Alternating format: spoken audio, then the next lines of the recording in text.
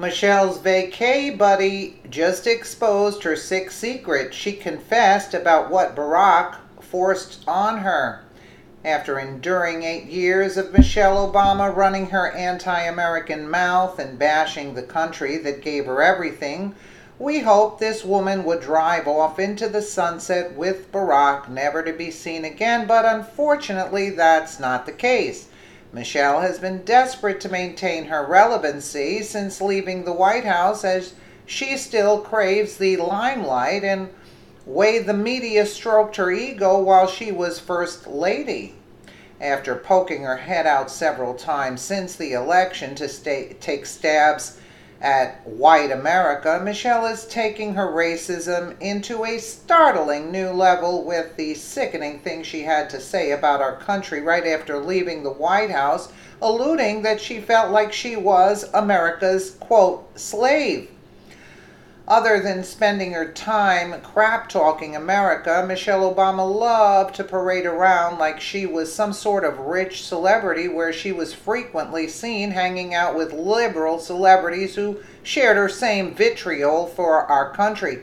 Shortly after leaving the White House, she and Barack spent a 10-day-long vacation with rich author and entrepreneur Richard Branson in the British Virgin Islands, where she opened up about her time as First Lady.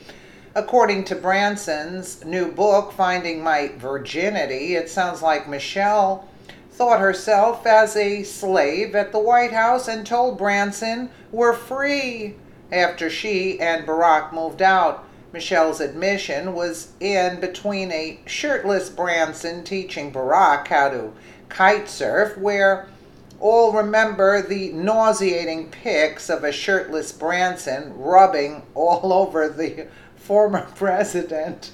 Michelle Obama has built her entire career being racist towards whites, so it's no surprise that she would continue her antics after leaving the White House.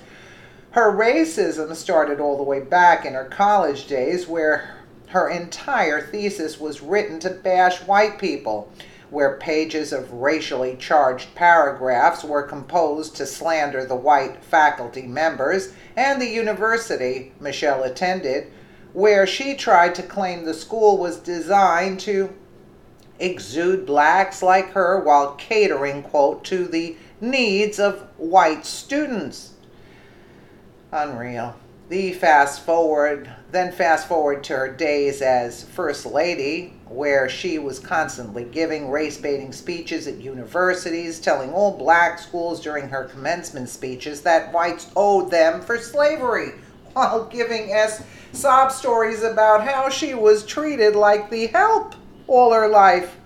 Well, Michelle has yet again forgotten that it was white America that elected her husband into office, not once but twice.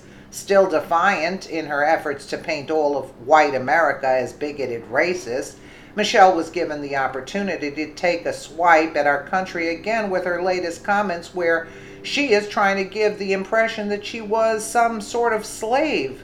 Several weeks ago, Michelle flung herself into the center of controversy, yet again claiming she had proof, quote, of why most Americans distrust, quote, politicians.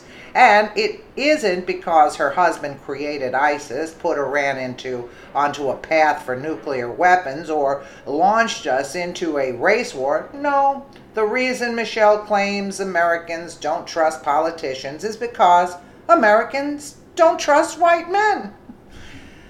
Breitbart reported Tuesday a Pennsylvania conference for women. Former First Lady Michelle Obama said when she attended the State of the Union address, she would notice the Republican side was all men, all white, and that was why she argued many people of color don't trust politics.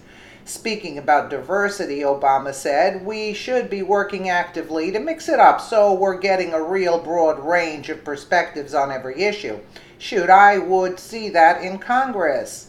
She explained at the State of the Union address, "When you are in the room, what you can see is this real dichotomy. It's a feeling of color almost. On one side of the room is literally gray and white. Literally, that is the color palette on one side of the room. On the other side of the room, there are yellows and blues and whites and greens. Physically, there's a difference in color in the tone because on one side, all men, all white. On the other side, some women, some people of color, she continued. I look at that and I go, no wonder we struggle. No wonder people don't trust politics. We're not even noticing what these rooms look like. She added, if people haven't had the experience of being other and out, and you are trying to fix the problem of those folks, it's hard to come up with the right answer when you haven't lived it. Despite the fact that her husband wouldn't have never been elected had it not been for the droves of white voters who came out to vote for him twice, Michelle still feels like the white race is holding her people down, and that she suffered, quote, as the First Lady, and that she was somehow confined as a slave. It just goes to prove that no matter what opportunity and opulent life this ungrateful woman is given, of the fact that she's raking in millions with her post-White House speeches, the Obamas will always be incessant in their goals to demonize the white race and crap talk the very country who gave them everything in life. Isn't that precious? Let me know what you guys think in the comments below, and again, thank you so much for watching.